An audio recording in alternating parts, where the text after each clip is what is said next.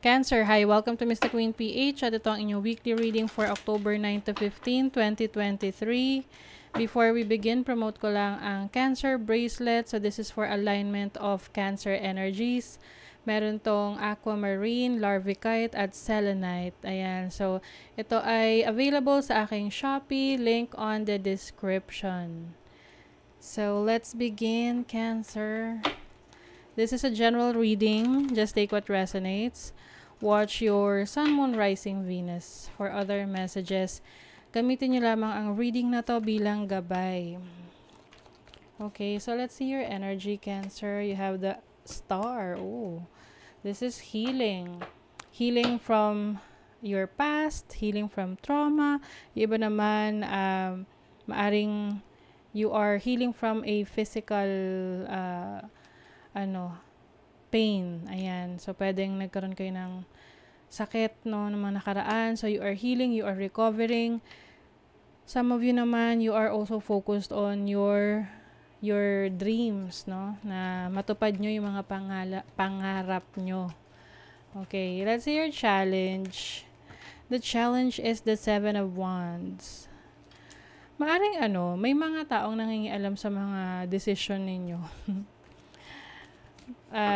Parang pwedeng they're trying to parang pigilan yung mga gusto mong gawin kasi pwedeng hindi nila gusto yun. Alam mo na, mga nakikialam lang dyan. So, pay attention. Be careful na if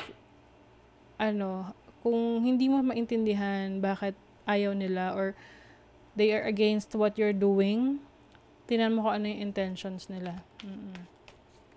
Ano yung opportunities for Cancer? Knight of Pentacles. So, this is financial stability. Meron ka ring opportunity na magtagal sa isang trabaho, business, career na nasimulan mo nung nakaraan. Okay? And then, the blessing for you is the Emperor. So, this is being in control of your life, no? Hindi mo hahayaan na maapektuhan ka ng ibang tao or ma-influence ka ng ibang tao kasi ikaw yung may control sa iyong buhay. This is also planning. So, maaaring may mga plans ka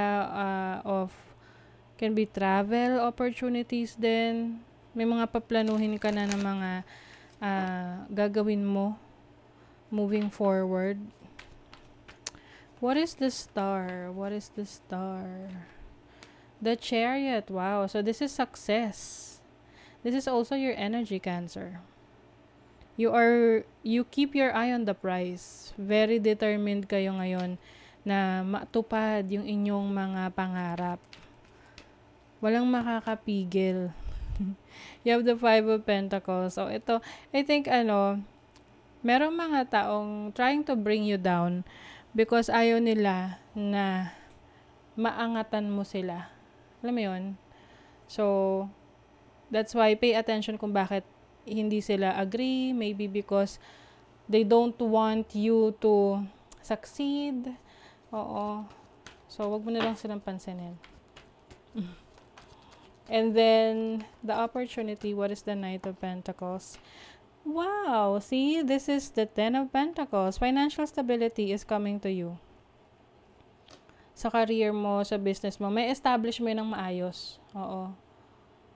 Kumbaga, kung dyan ka nakafocus, kaya wag mo nang pansinin yung mga nang babash or yung mga kumukontra sa mga plano mo, sa mga ginagawa mo. As long as alam mo na makakabuti yan for you, yung ginagawa mo, then ituloy mo lang. You have the 9 of Wands. Yes, this is strength. Katatagan. Yan ang isa sa blessing mo. Kahit na may challenges, you remain focused, you remain strong. So, kuha tayo ng cards for your career, money, career, finances. Meron ka raw pag-aaralan or pinag-aaralan. Continuous yung improvement mo pagdating sa knowledge. Pwedeng i-research. Yung iba naman, nasa business. Magaling ka sa marketing, so pwedeng i-develop mo yan para mas lalo mong mapalago ang iyong negosyo. If wala ka namang negosyo, this can mean sa career mo, no? You can definitely market yourself. Ang hindi lang naman products or services ang minamarket, pati sarili rin natin, no? Kung the way we handle our jobs, 'di ba?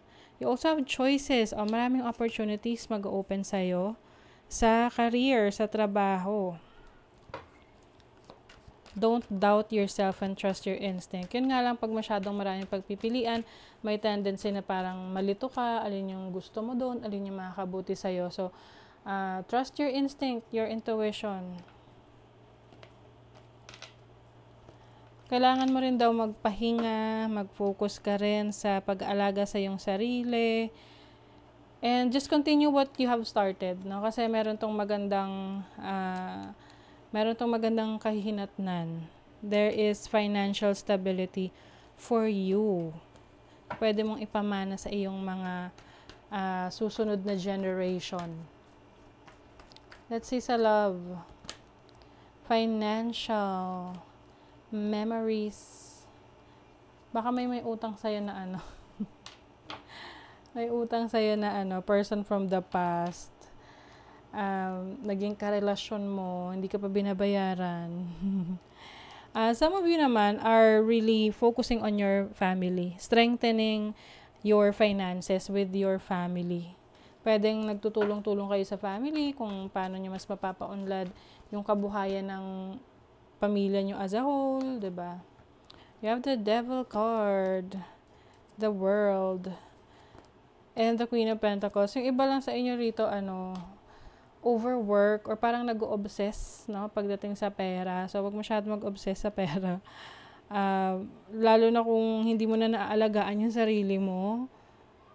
Focus ka na lang lagi sa trabaho. Give time to yourself. And some of you naman, maaring magkakaroon ng connection or meeting with someone from the past. Or sa malayo, no? Oo. Nasa sa'yo yan if you will let this person come back sa buhay mo. Pwedeng parang may unfinished business lang na kailangan yung i-finalize with this person. Meron kang kailangang i-release. Sometimes the best way to grow is to simply let go. Ito na yon. Pwedeng may codependency or obsession or alam mo yung tipong hindi mo ma-let go kasi you feel like kailangan mo pa tong taong to. Lalo na kung ito ay kailangan mo dahil sa financial aid or tulong niya sa'yo. Or pwede rin namang it's the other way around. Merong tao na nakadepende sa'yo kasi tinutulungan mo sila financially, but maaring yun lang yung reason why they are staying in the relationship. You might want to release that person sa buhay mo. Except of course for your family, but sometimes yung iba nagka-cut off talaga ng connection sa family, lalo na kung masyado ng toxic. Okay? So, that is your reading, Cancer. Kung nagustuhan nyo ito, naka-resonate kayo, mag-comment kayo dyan. Like, share, subscribe para lagi kayong updated sa ating mga readings. Thank you so much, Cancer. See you again.